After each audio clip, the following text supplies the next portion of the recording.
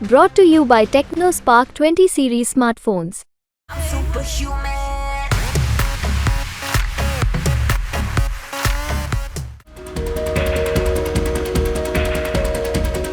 2024 लोकसभा चुनावों का आखिरी चरण का मतदान 1 जून को होना है। करीब करीब हर पार्टी के नेता अपने अपने लेवल पर आखिरी चरण में बाजी मारने की कोशिश में लगे हैं, लेकिन उत्तर प्रदेश की गोरखपुर सीट सबसे ज्यादा चर्चा में है।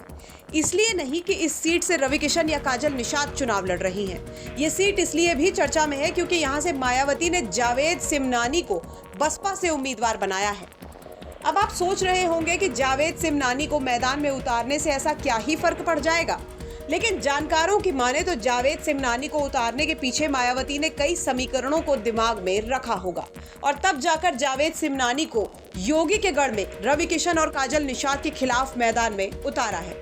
चलिए अब आपको बताते हैं कि कौन है जावेद सिमनानी और गोरखपुर सीट पर मतदान से पहले उनकी चर्चा क्यों हो रही है। गोरखपुर के नखास चौक के रहने वाले प्रिंटिंग प्रेस के बिजनेस से जुड़े जावेद सिमनानी का पूरा परिवार बसपा से जुड़ा है।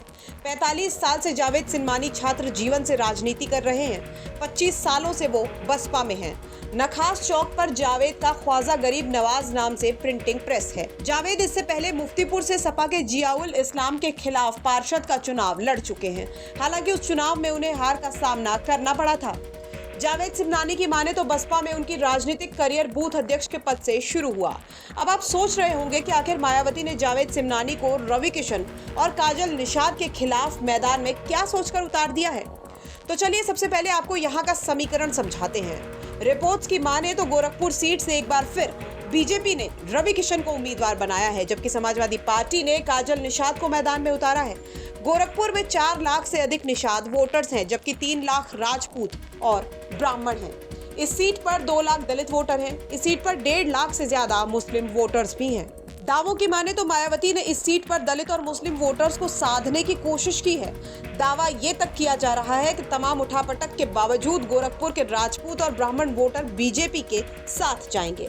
अखिलेश ने काजल निषाद को मैदान में उतारकर निषाद और मुस्लिम वोटर्स को टारगेट किया है, लेकिन बीजेपी ने संजय निषाद को साथ लेकर निषाद वोटरों में भी सेंध लगा दी है। ऐसे में बचा मुस्लिम वोट्स, जिस पर सपा और बसपा दोनों की नजर है। तो वहीं बीजेपी भी मुस्लिम वोटर्स को रिझाने के लिए काफी मशक्कत कर रही है।